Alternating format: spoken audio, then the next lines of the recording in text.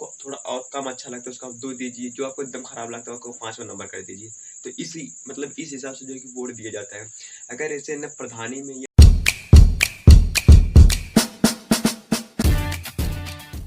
जय हिंद दोस्तों, आज हम बात करने वाले हैं कि राष्ट्रपति का चुनाव हमारे भारत देश में होता कैसे। देखिए, राष्ट्रपति का चुनाव ना हर 5 साल बाद होता है।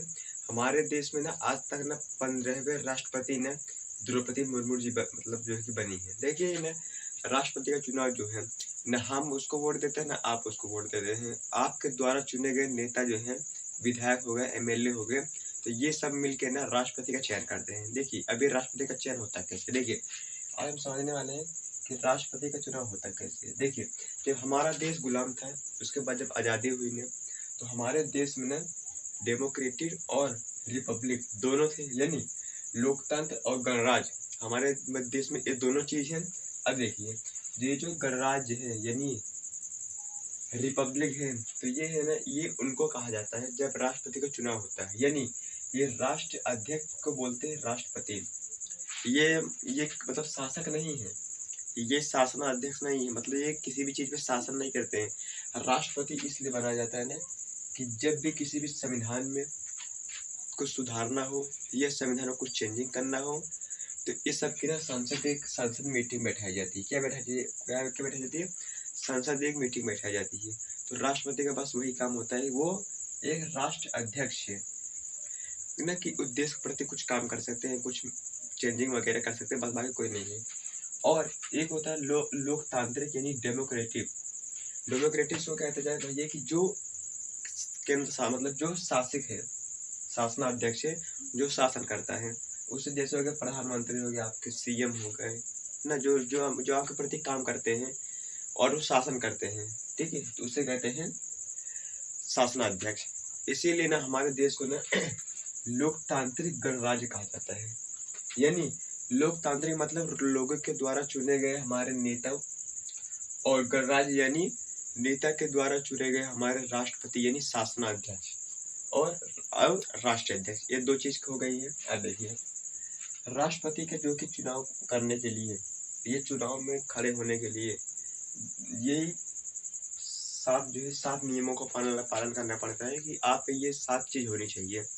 देखिए यहाँ पे पहला चीज ये होना चाहिए कि वो भारत का नागरिक होना चाहिए, ऐसा नहीं कि वो चीन अमेरिका का हो। दूसरा, उसकी आयु जो है ना वो 35 साल तक होनी चाहिए, उससे ऊपर भी होना चाहिए।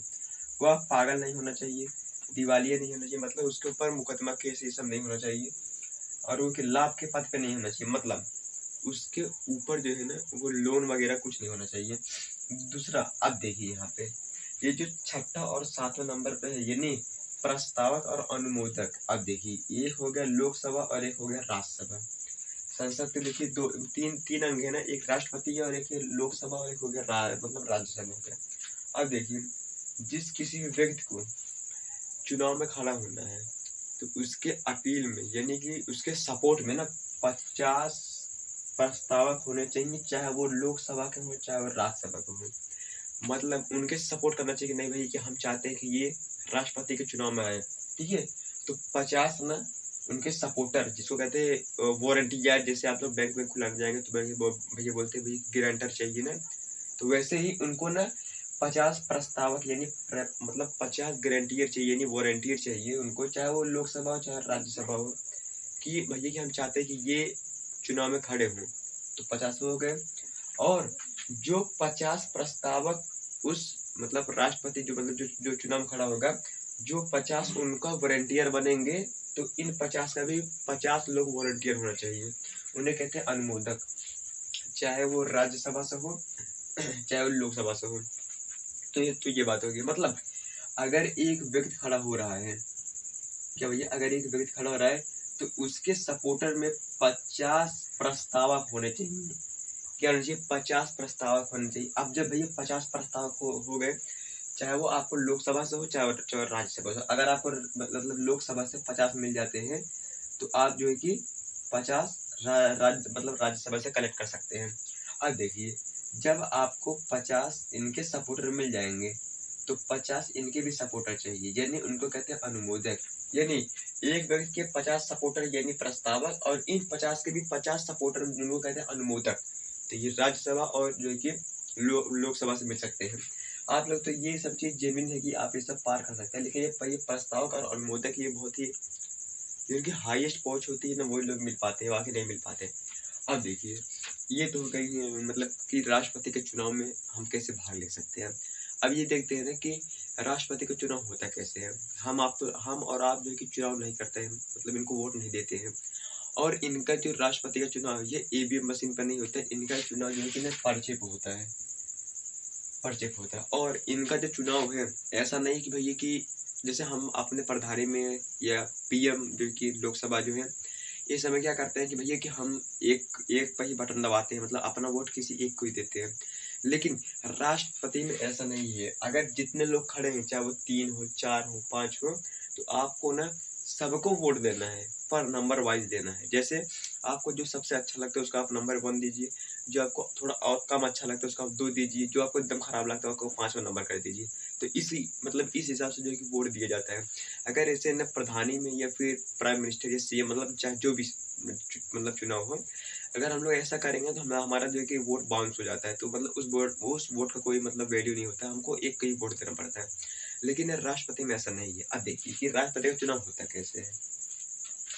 पहले यहाँ पे देखिए आप, संसद जो है क्या भैया संसद है, संसद के 3 अंग हैं, राष्ट्रपति और एक हो गया लोकसभा और एक हो गया राज्यसभा।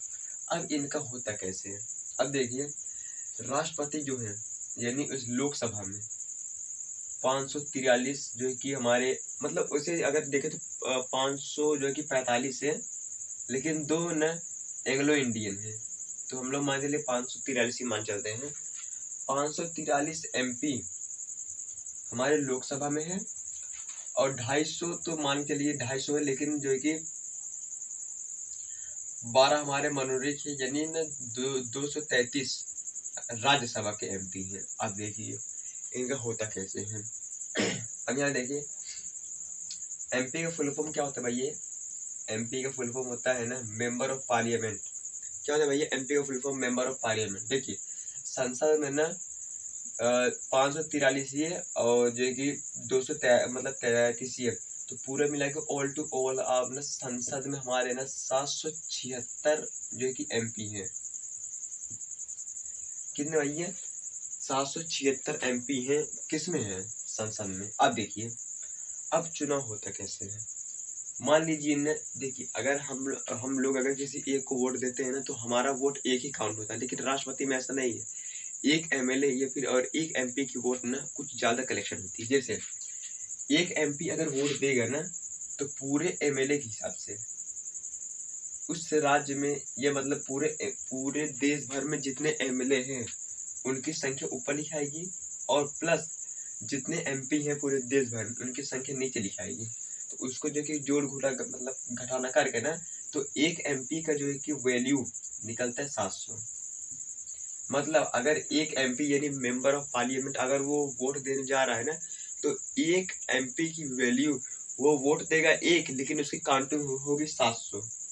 अब इस हिसाब से 576 लोग हैं, 576 लोग हैं। अब देखिए टोटल टोटल अगर हम बात करें टोटल 700 यानी मतलब ये जो 700 है वो एक एमपी की वैल्यू है और 776 लोग हैं। तो इनका हम अगर बात करें देखिए 5,43,200 ये हो गया है। आगे आप देखिए ये जो है total all to all over है, यानी अगर एक एमपी वोट कर रहा है किसी राष्ट्रपति को तो उसका वैल्यू होगा 700। और ये 700 निकलता कैसे है, टोटल पूरे एमएलए का कैलकुलेशन कीजिए और बटे में उस पूरे देश के एमपी की कैलकुलेशन कीजिए, उसके बाद इसको आएंगे मतलब जितना आंसर आएगा ये 700 आ जाएगा। ये हो गया इसकी। अब देखिए ये तो हो गया एमपी की बात। अब यहाँ पे देखिए ना राज्यसभा के भी कितने मतलब राज्यसभा कितने हैं, 2 भाग हैं। राज्यसभा को हम लोग कहते हैं विधानमंडल और विधानमंडल में 4033 जो है कि हमारे विधायक हैं। और ये जो विधानमंडल है यानी राज्यसभा में विधानमंडल होता है। तो इस विधानमंडल में ना विधानसभा और विधान परिषद है। हालांकि विधान परिषद खाली 6 राज्य में बनाया गया है, यूपी बिहार महाराष्ट्र कर्नाटक आंध्र प्रदेश और तेलंगाना, ये 6 राज्य में ही बनाया गया है। इसको देखिए पहले ना यहाँ पे 7 था मतलब जम्मू कश्मीर था, अब वो हट गया है, अभी ऑल टू ऑल ओवर 6 राज्य में ही है, इसलिए ना विधान परिषद भाग नहीं ले सकता है राष्ट्रपति के चुनाव में। क्यों? क्योंकि ये सब राज्य में नहीं है, खाली 6 राज्य में है। तो खाली ना विधानसभा ही ले मतलब जो कि भाग लेता है। 28 राज्य में है पूरा विधानसभा और वहाँ पे बैठते MLA, जिसको आप लोग कहते हैं भाई विधायक। तो विधायक बैठते हैं। अब देखिए, अब विधायक का मतलब जो कि कैलकुलेशन कैसे होगा, उनका वोट जो कि हमारे राष्ट्रपति के पास जाएगा कैसे। एक MLA जो है ना, उस राज्य की जनसंख्या, उसके बाद टोटल MLA की जनसंख्या, उसके बाद जितना आएगा ना यहाँ पे 1/100 से भाग दे देंगे, पूरा कर देंगे, तो आंसर निकल आएगा। जैसे यूपी में ना एक विधायक वोट दिया, जैसे यूपी में जो कि टोटल विधायक की संख्या कितनी है, सॉरी पूरे 28 राज्य में विधायक की संख्या कितनी है, 4033 से, क्या है भैया 4033 से। आप देखिए यहाँ पे देखिए यूपी में विधायक की संख्या कितनी है, 403 है। और अगर एक विधायक वोट दे रहा है, क्या कर रहा है भैया, एक विधायक अगर वोट दे रहा है ना, तो उसका एक वोट काउंटिंग होता है भैया 208, यानी खाली यूपी में एक विधायक का वोट काउंटिंग होता है 208। वो व्यक्ति वोट देगा एक, लेकिन उसका करेक्शन यानी उसका काउंटिंग होगा 208। इस हिसाब से ना यूपी में ना 403 MLA हैं। कितने हैं? 403 MLA हैं। उस हिसाब से ना देखिए पूरे ऑल टू ऑल ओवर अगर हम यूपी की बात करें ना,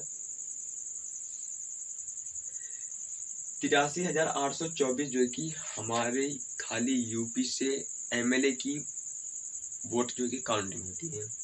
जैसे देखिए यूपी में 403 MLA हैं, तो हम लोग MLA की जगह पे ये मतलब ये 403 रखेंगे। और यूपी की 22 करोड़ जनसंख्या, कितनी हुई है 22 करोड़, तो यहाँ पे हम लोग इसको 22 करोड़ रखेंगे। उसके बाद ना जो कैलकुलेशन करेंगे यहाँ पे 1/100 से भाग देंगे, तो जितना करेंगे ना, तो हमारे यूपी में एक विधायक की वोटिंग जो कि काउंटिंग होती है 208। इस हिसाब से अगर हम पूरे ऑल टू ऑल ओवर हम अपने यूपी में देखें ना, तो हमारे 403 विधायक का और 208 के हिसाब से 83,824 आता है उनका देखिए ऑल टू ऑल ओवर 403 विधायक की काउंटिंग। अकेले खाली यूपी से मिलती है 83,824 मिलती है। अब देखिए सिक्किम छोटा सा है, उसमें जो कि ना 32 विधायक है, 32 विधायक है। तो उस सिक्किम की अब जब 32 विधायक है, तो जेन्युइन बात है कि जनसंख्या भी कम होगी।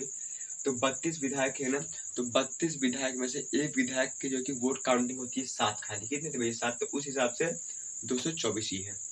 और टोटल MLA की अगर हम बात करें पूरे 4033 की अगर हम बात करें ना, तो 5,83,231 ये हो गया पूरा 28 राज्य के MLA की वोटिंग।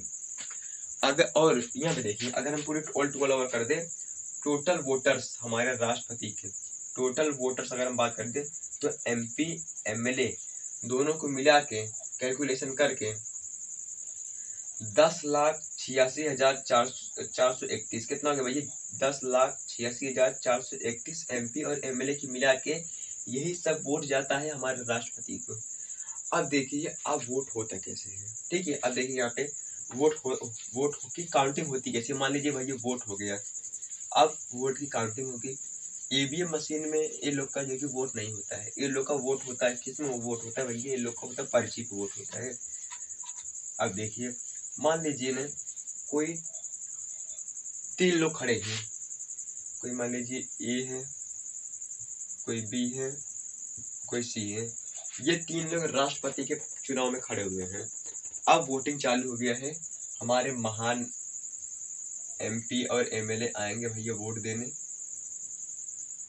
अब देखिए आपको वोट तीनों को ही देना है। चुनाव में ऐसा होता है कि भाई एक को ही दो, ऐसा नहीं है। राष्ट्रपति के चुनाव में ऐसा है कि आप तीनों को वोट दो। मान लीजिए एक नंबर वाला अच्छा नहीं है, 2 नंबर वाला अच्छा है, तो हम इसको 1 नंबर देंगे। और जो कि A नंबर वाला थोड़ा कम अच्छा है, तो इसको हमको 2 नंबर देंगे। और C वाले को 3 नंबर दे देते हैं। अब कोई दूसरा व्यक्ति आया, हमको एक नंबर वाला अच्छा लग रहा है, मतलब A नंबर वाला अच्छा लग रहा है, तो हमको इसको पहला देंगे। और C नंबर वाला हमको थोड़ा और अच्छा लग रहा है, मतलब थोड़ा सा कम अच्छा लग रहा है, इसको हम 2 नंबर देंगे अपने विचार से, अपने पर्सनल विचारधारा से। नंबर C जो है कि इसको हम हमको मतलब 3 दे देते हैं। अब तीसरा बंदा आएगा, एक काम करते हैं, ये जो बंदा है C वाला, ये अच्छा है, इसको पहले पहले कर देते हैं, इनको भैया दूसरे कर देते हैं, इनको भैया तीसरे कर देते हैं। ये हो गया। फिर और बंदे आएंगे, इनको भैया दूसरे कर देते हैं, इनको भैया पहले कर देते हैं, और इनको भैया क्या करते हैं भैया, इनको हम कर देते हैं, तीसरे कर देते हैं।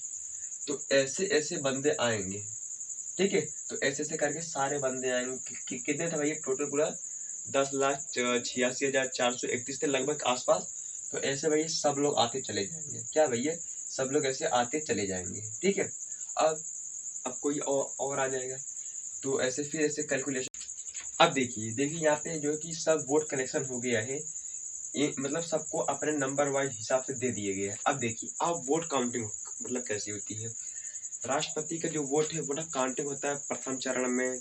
अगर प्रथम चरण में एग्जाम नहीं आया, मतलब प्रथम चरण में जो कि ऑप्शंस नहीं आया कि देखिए किस कौन जीता है, तो फिर द्वितीय चरण में होता है, मतलब ऐसे होता है। अब देखिए प्रथम चरण यानी पहला में, अब इनको ए में देखिए कि भैया कि ए को पहला के मतलब कितनी बार मिला, मतलब ए तो भैया पहली बार ही मिला है तो एक। दूसरे को पहला मतलब फर्स्ट कितनी बार मिला है, एक बार, दो बार, दो। दूसरे वाले तो तीसरे वाले को ए मतलब पहले कितना बार मिला है, एक बार। तो इन दोनों का कट जाएगा, ये बंदा जीत जाएगा, बी वाला यानी प्रथम चरण में जीत जाएगा।